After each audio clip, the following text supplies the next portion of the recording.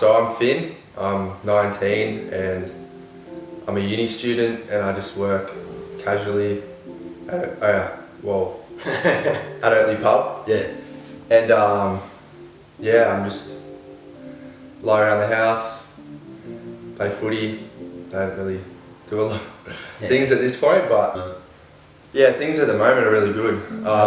I think with this pandemic, it's just allowed me to slow down a bit, get everything into like perspective, and just kind of just focus on self-care in a way. Yeah. And just because with like work and uni, you're just at a fast pace. You can't really slow down. And then a lot of the time I'm working until like 1 a.m. in the morning, and then I feel I'm that. tired all the time, and then Yeah. it's just like a cycle. Yeah. It's good to break that cycle and just get some perspective. Yeah. Because you get in that schedule, and then you realize how much time you actually have. How it affects everything. Yeah, for sure. So again, to the second part, which is going through the different issues. So you mentioned kind of anxiety. You mentioned anxiety, how that spiraled into what you call depersonalisation and like into a depression. So I guess like define the depersonalisation and how that complemented with anxiety. So I see depersonalisation as just like extreme anxiety in a way. Yeah.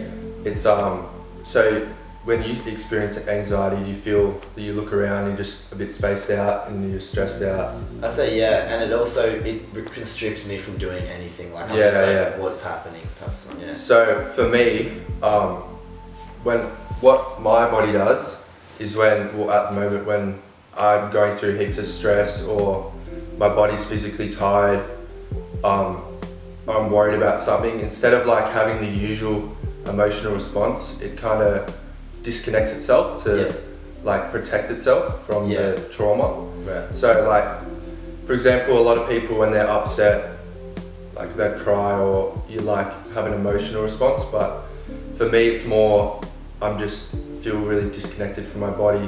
Yeah.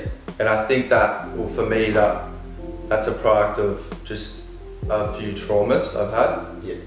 And pretty much. So other symptoms are, it's like you've got really extreme brain fog. You can't really think clearly. Yeah. And like you have the worst memory loss. So did you, when you first realized this was like a legitimate thing, this wasn't just like a phase or whatever you can call it, when did you first tell like your parents about, about it? Because you did talk to a counsellor, but then it got worse over time, or it evolved to the point where even at your best time at school, it wasn't, you weren't really able to, enjoy it as much. So when did you like first tell your parents about it? I think when I came home from schoolies, I had a chat with my mum and I said, there's something wrong. Yeah. But she would obviously say, you've just had a bender, a 6-day bender or 7-day bender. Like, that's what happens to your body, it's natural. Even though it felt unnatural for me because I'm used to being able to just go all night and handle it. I kind of had to realise, since I've been sick as well, there's a new reality for my body. Yeah. It's not at the same point it used to be. Yeah. Which is something I've found it's a lot more manageable now that I realise my limits, and I don't try and push myself too hard. Yeah. But I had a chat with her then, and then when the symptoms kept persisting, I think I did have a few breakdowns to her, and I just didn't know what was wrong with me. So I started going to doctors, getting my bloods done, because at that point I got a bit hypochondriac, health anxiety, because I knew there was something wrong with me, but I didn't know what it was. And so I thought of everything. I thought maybe I've got glandular fever again. Checked my bloods, didn't have that. Maybe from the sunburn at Fiji, I got skin cancer, like a melanoma.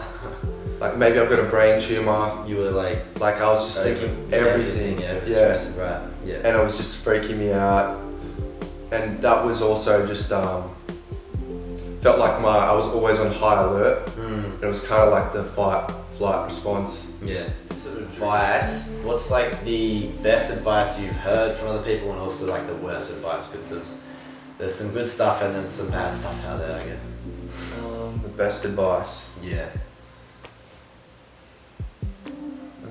I know there's good ones. I just can't think of. Yeah, that's all good. Yeah, I'm gonna think. Yeah. Let me think of it. I think I'll start it off. For me, the best, or some of the best advice I've gotten is just take today for today. Like live day by day. Yeah. Like I constantly pre-worry about the next thing. If I can just do what I need to do today to set myself up for tomorrow, then tomorrow's going to be a good day, as much as I can handle. So yeah, I think just taking things day by day and constantly reminding yourself of that. Yeah.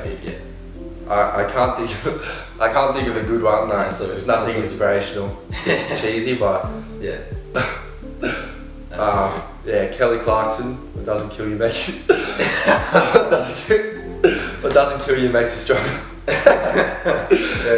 Link that song, bro. Yeah, link it in the description. In all seriousness, probably just living in the moment, not being scared of what's can happen and what can't happen, because then that takes you away from the present.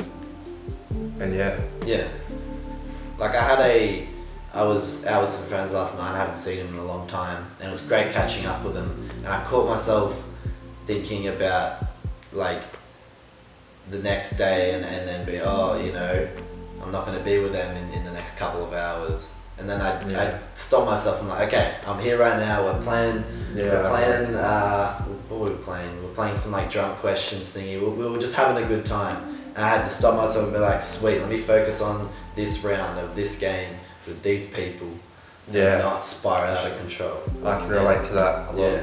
You start, I did the same thing last night. I was with my mates and I thought, like the poker game was ending and I was like, here we go. We're about to go. It's just going to be back to just the boring stuff. But you've got to, it takes you away from the moment. And before that I was enjoying myself, so.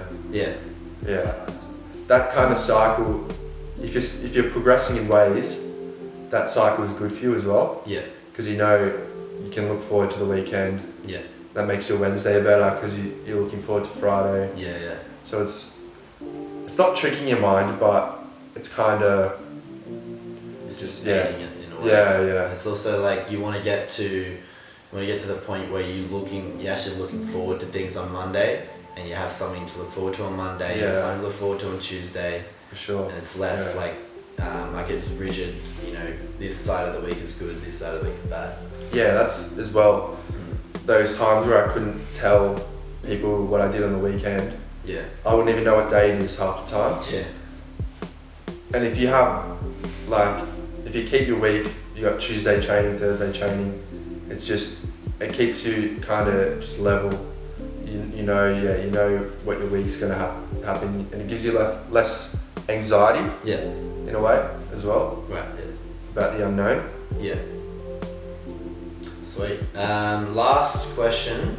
What is something that you personally from yourself with your experiences, like the best advice from you, even if you can't, it's all good. It's that I could give. Because it's like what you go through, you have your own advice for the same person who's going through that at the moment. I think there's so much great advice out there. For me is to just take your time, and I think it's just take your time is like the main one for me.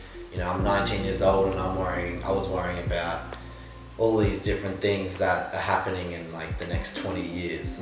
I have another 60 years ahead of me, hopefully, fingers crossed. But it's just understanding that all these different things take time. I was worrying about my career. It took me 2 years to kind of find what I want to do. And even if I'm in something that I don't want to do, I still have plenty of years to figure that out. You can go in and out of industries like that. It's just, once you find that passion, it's just I think never letting that go. So taking your time, anything.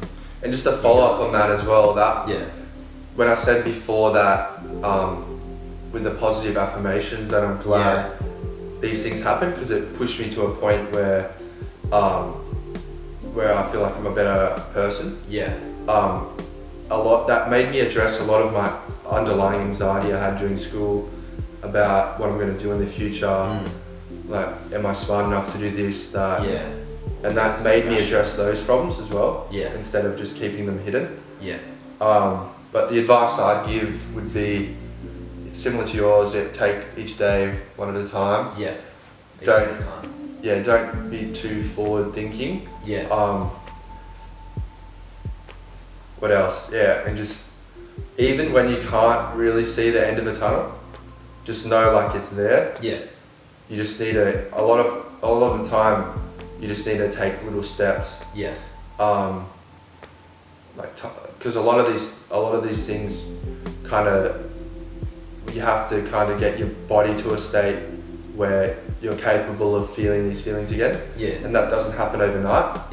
So you kind of just need to put one foot in front of the other and just, so you'll get there. Hell yeah. Nice. Alright, that's a wrap. Thank you for watching. Thanks for coming on. Thank you very well. I hope you found something helpful from that. And have a good day. And also, if you want to message me about if anyone's had like depersonalisation or anything, I'll link your things. So you can message Finn and get his input on anything you need. Because it's therapeutic to talk to someone. About who can relate to you in a way. So it's a mutual thing. Sweet. Good stuff. Have a good one.